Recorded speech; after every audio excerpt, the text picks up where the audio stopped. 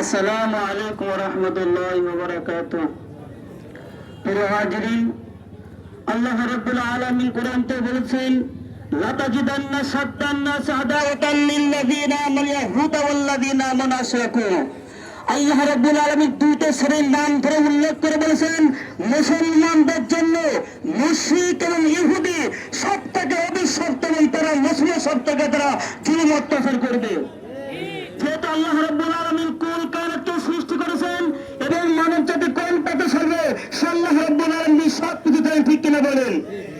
প্রিয় হাজিরিন, এই ইহুদি জাতি এমনটা জাতি, এদের কোনো আবাসস্থল ছিল না, এরা রান্না খানা খেতে পারত না, এরা ঘর বাড়ি বানাতে পারত না।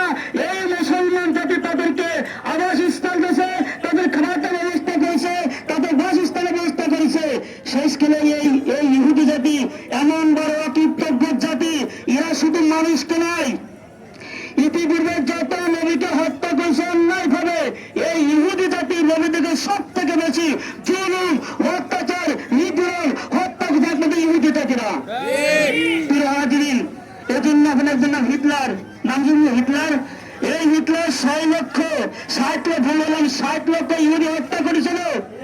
এইটুকু ইহুদি থাকা সত্ত্বেও কিছু ইহুদি একজন বাঁচা রাখছিল যে আমার যত উন্নত আসবে, মানুষ যাতে আমাকে ঘৃণা না করে, আমাকে যাতে বেশি কথা না বলে, এই জন্য আমি কিছু ইহুদি বাঁচা রাখলাম।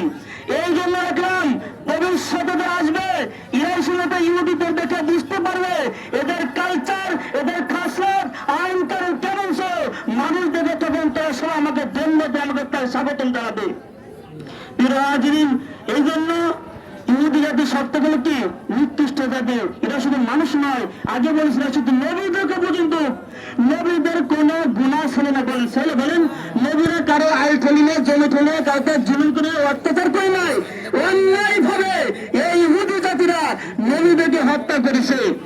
এই জন্য প্রিয় হাজিরিন, আল্লাহ রাব্বুল আলামিন ফাতিহা আমরা